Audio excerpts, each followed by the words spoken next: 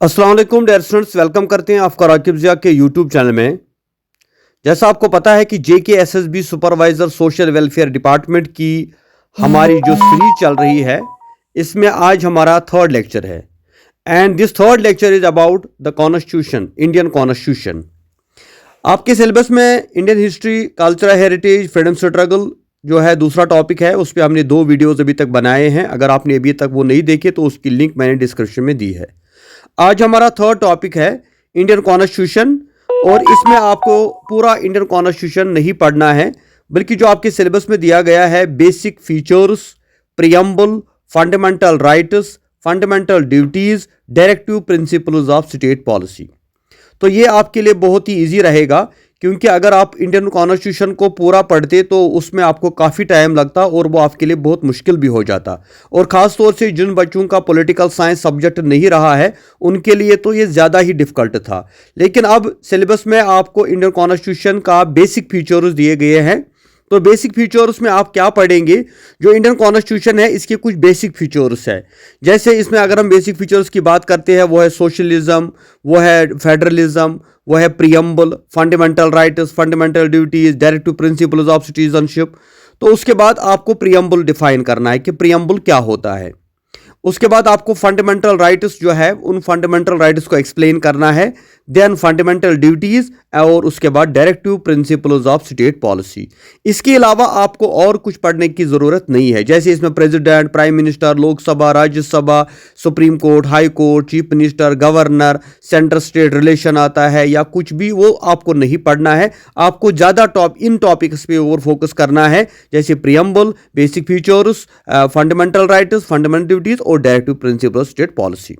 इनके ऊपर हमने काफ़ी वीडियोस अभी तक बनाए हैं, जो असल में ग्रेजुएशन के जो बच्चे हैं उनके लिए हमने बनाए हैं, लेकिन उसकी भी मैं लिंक डिस्क्रिप्शन में दूंगा और व्हाट्सएप ग्रुप पे मैं वो वीडियो शेयर करूंगा, जहां पर डिटेल्ड एक वीडियो हमारा है फंडामेंटल राइट्स के ऊपर और डायरेक्टिव प्रिंसिपल्स के ऊपर और basic features of Indian constitution के ऊपर।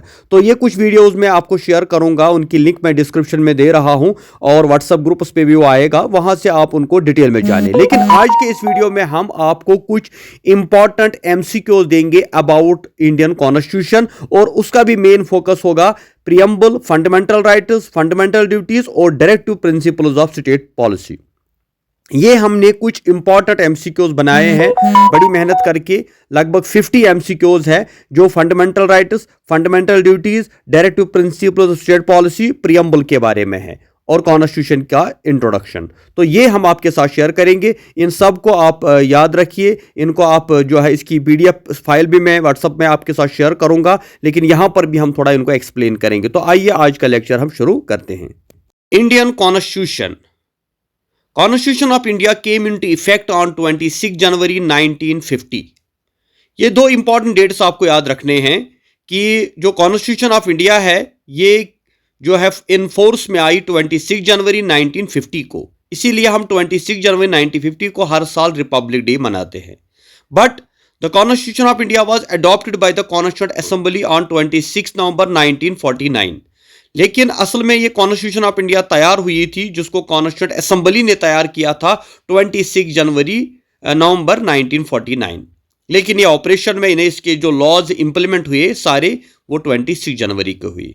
इसलिए दोनों डेट आपके लिए इंपॉर्टेंट, यानी अडॉप्शन का डेट है 26 नवंबर 1949 और एनफोर्समेंट का डेट है या जो अब से कॉन्स्टिट्यूशन इफेक्ट में आई वो है 26 जनवरी 1950।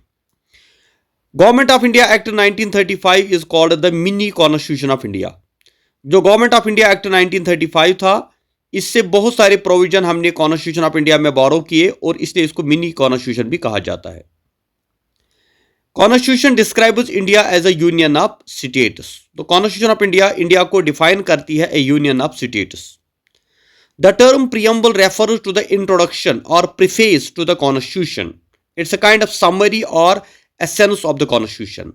ये जो प्रियम्बल है, प्रियम्बल बेसिकली एक इंट्रोडक्शन को कहते हैं या प्रीफेस को कहते हैं, या हम कह सकते हैं कि एक समरी है जिसमें कुछ मेन जो क्रैक्स जो हमारी कॉन्स्टिट्यूशन का है वो इसमें है। It's the soul of Indian constitution. The American constitution was the first to begin with the preamble. पहली कॉन्स्टिट्यूशन अमेरिकन है जिसमें प्रियम्बल से शुरू होता है। N.A. Palkiwala has termed preamble as the identity card of the Constitution. N.A. Palkiwala जो है उसने preamble को identity card of Constitution कहा था. The preamble is somewhat based on the objective resolution moved by Nehru in the Constituent Assembly.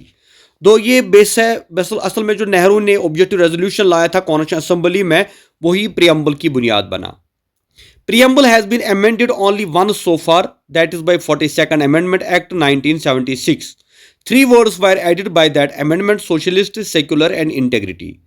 Preamble सिर्फ एक बार आज तक जो है अमेंड हुआ है, यानी चेंज हुआ है, वो भी 42nd अमेंडमेंट है 1976 में, जिसमें 3 वर्ड्स इसमें ऐड कर दिए गए: सोशलिस्ट, सेक्युलर, इंटेग्रिटी.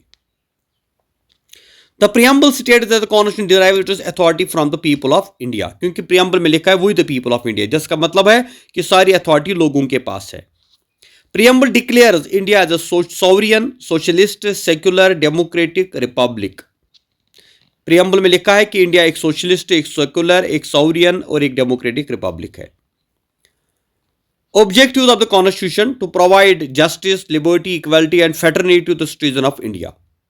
उसमें ऑब्जेक्टिव्स ऑफ कॉन्स्टिट्यूशन के बारे में लिखा गया है कि ये जो कॉन्स्टिट्यूशन है ये प्रोवाइड करेगी liberty, equality and fraternity to the citizens of India. In Berubari union case 1960 the supreme court said that the preamble is not a part of the constitution. Preamble part of constitution नहीं है, ये just introduction है. और इसके लिए case भी आया था 1960 में, जिसको बीरूभाई यूनियन केस भी कहते हैं, जिसमें सुप्रीम कोर्ट ने कहा था कि preamble is not the part of Indian constitution. In Kesavananda Bharati case लेकिन दूसरा केस हुआ 73 में, जिसमें क्या हुआ, supreme court rejected the earlier opinion held that preamble is a part of the constitution. इसमें कहा गया कि प्रीएम्बल भी पार्ट ऑफ कॉन्स्टिट्यूशन है. तो ये 2 केसेस आपको याद रखने हैं. The preamble is neither a source of power to legislature nor a prohibition upon the powers of the legislature. Provision in the preamble are not enforceable in court of law, that is it not just, it is non justifiable. जो preamble में बातें लिखी गई है वो कोई कानून नहीं है, ये सिर्फ ये नॉन एनफोर्सेबल है, ये नॉन जस्टिसेबल है, यानी इनको हम किसी कोर्ट में क्लेम नहीं कर सकते, जिस तरह फंडामेंटल राइट्स के हम क्लेम करते हैं. Article 1 declares India that is Bharat as a union of. Article 1 जो है उसमें कहा जाता है कि that India is a Bharat, और इस भारत, ये भारत जो है यूनियन ऑफ स्टेट्स है. उसके बाद हम बात करेंगे फंडामेंटल राइट्स की. Fundamental rights have been described as the Magna Carta of India. ये मैग्ना कार्टा ऑफ इंडिया इसको इसलिए कहते हैं क्योंकि ये जो मैग्ना कार्टा का चैप्टर था, यही अहमियत यहाँ इंडिया में इस फंडामेंटल राइट को है. The concept has been taken from the US bill of rights. Fundamental rights को हमने यूएस बिल ऑफ राइट्स से लाया है. कि इससे पहले अगर देखा जाए तो ईरान और इंडिया में, एंशिएंट इंडिया में भी हमें एविडेंस मिलता है राइट्स का, लेकिन असल में फंडामेंटल राइट्स का जो पूरा चैप्टर है ये हमने अमेरिकन कॉन्स्टिट्यूशन से बारो किया है. Right to move supreme court for the enforcement of fundamental rights include the writs of. यानी सुप्रीम कोर्ट में जाना और अपने फंडामेंटल राइट्स के लिए लड़ना, उसके लिए कुछ रिट्स है. उसमें एक रिट आती है habeas corpus, mandamus, prohibition, certiorari, quo warranto. ये आर्टिकल 32 में कहा गया है. Article 33 deals with the power of parliament to modify the fundamental rights. यहाँ पे आपको बताऊं कि जो फंडामेंटल राइट्स है ये पार्ट 3 ऑफ इंडियन कॉन्स्टिट्यूशन है, और आर्टिकल 12 to 35 में फंडामेंटल राइट्स डिस्कस किए गए हैं. उनकी डिटेल जानने के लिए आपको मैंने कहा लेक्चर को आपको समझना है, वहां से आपको डिटेल में वो सारे फंडामेंटल राइट मिल जाएंगे. तो article 34 deals with martial law. Article 35 deals with legislation required to deal with the fundamental rights. और fundamental rights which are available to only citizens. कौन से फंडामेंटल राइट है जो सिर्फ इंडियन सिटीजन को एंजॉय करते हैं? Article 15, 16, 19, 29 and 30. Fundamental rights those are available to citizen as well as non citizen. और वो कौन से फंडामेंटल राइट्स है जो सिटीजन और नॉन सिटीजन सबको मिलते हैं? वो आर्टिकल 14, 20, 21, 21A, 22, 23, 24, 25, 26, 27 एंड 28. क्योंकि ऐसा भी क्वेश्चन आ सकता है कि कौन सा आर्टिकल सिटीजन को मिलता है, कौन सा आर्टिकल सिटीजन को नहीं मिलता, नॉन सिटीजन को नहीं मिलता. The directive principle state policy have been adopted from Irish constitution. 42nd amendment act amended the preamble of Indian constitution. 42nd amendment ने जो है प्रीएम्बल को अमेंड किया था. Preamble of the constitution describe India as a secular state. Preamble कहता है कि India as a secular state. Fundamental rights are provided in part 3 of Indian constitution. Article 17 of constitution abolishes untouch. Article 17 अक्सर बोला जाता है, ये untouchability को remove करता है। Article 14 guarantees equality before law and equal protection of law for all individuals residing with in the territory of India. Article 14 कहता है कि इक्वलिटी होनी चाहिए, इक्वलिटी बिफोर लॉ या इक्वल प्रोटेक्शन ऑफ लॉ होना चाहिए। आर्टिकल 25 टू 28 जो है, इसमें राइट टू रिलीजियस फ्रीडम की बात हुई है। Swaran Singh committee suggested to incorporate fundamental duties in the constitution. एक कमेटी बनी थी जिसको सोरेन सिंह कमेटी कहते हैं, जिसने कहा था कि फंडामेंटल ड्यूटीज को कॉन्स्टिट्यूशन ऑफ इंडिया में ऐड करना चाहिए, और इसके बाद इसको हमने रशिया से बारो किया है, याद रखना चाहिए, रशिया से। Article 51 of the constitution contains fundamental duties. Article 51 में फंडामेंटल ड्यूटीज को ऐड किया गया है। Fundamental duties are mention part 4A of the constitution. Fundamental duties जो पार्ट 4A में है। The fundamental duties are included in the constitution by 42nd, ये भी 42nd अमेंडमेंट के जरिए से फंडामेंटल ड्यूटीज का चैप्टर भी ऐड हुआ 76 में। Article 44 of the constitution direct to establish uniform civil code UCC की बात हो रही है, ये आर्टिकल 14 है। Article 36 to 51 of Indian constitution contain directive principle of state policy. 36 से लेकर 51 तक जो है वो है directive principles of state policy. पहले मैंने कहा 12 टू 35 है फंडामेंटल राइट्स, 36 टू 51 है directive principle of state policy, और 51A जो है दैट इज फंडामेंटल ड्यूटीज। पहले 10 ड्यूटीज थी, बाद में ये 11 हो गई। Directive principle of state policy is mention of Indian constitution. Right to property according to the constitution is legal right. Right to property पहले फंडामेंटल राइट हुआ करता था, अब ये एक लीगल राइट है। Jawaharlal Nehru prepared the preamble of the constitution, याद रखना चाहिए, जो मैंने भी कहा था। Preamble of the constitution describes India as a secular state. 42nd constitution amendment was pass during the emergency के टाइम में पास हुई थी। Right to education is a human right as well as fundamental under the constitution of India. ये अब education right जो है ये fundamental right है। The first session of constitution assembly was held in New Delhi. Proclamation of national emergency automatically suspend this right to freedom. Emergency के time में right to freedom जो है सस्पेंड होता है। During the proclamation of national emergency article 20 to 21 can not be, 20 और 21 suspend नहीं होते। Right against exploitation guarantee that constitution prohibits traffic in human beings.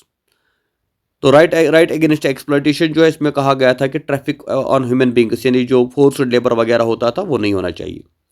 Writ of habeas corpus is issued in the form of an order calling upon a person who has detained another person to bring that person before the court and show authority of such person। अगर किसी बेगुनाह को arrest किया जाता है तो उसके लिए habeas corpus writ आती है। The government of India instituted Bharat Ratna and Padma Shri award under Article 18 of the Constitution। Right to equality is guaranteed by Article 14। तो ये कुछ important वन लाइनर MCQs थे अबाउट कॉन्स्टिट्यूशन ऑफ इंडिया। इसके अलावा अगर आप constitution of India के बारे में डिटेल में जानना चाहते हैं तो उसके लिए आप हमारी बुक लाइए, तो ममता पब्लिकेशंस की, वहाँ पर आपको कॉन्स्टिट्यूशन ऑफ इंडिया के ऊपर 300 से ज़्यादा MCQs मिलेंगे।